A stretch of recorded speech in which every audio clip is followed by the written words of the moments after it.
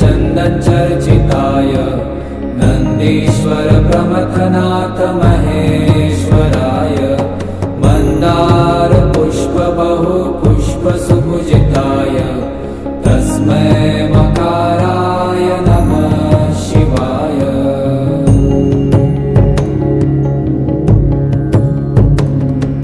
शिवाय गौरीवदनाब्जवृन्द सूर्याय दक्षाध्वरनाशकाय श्रीनीलकण्ठाय वृषध्वजाय तस्मै शिकाराय नमः शिवाय।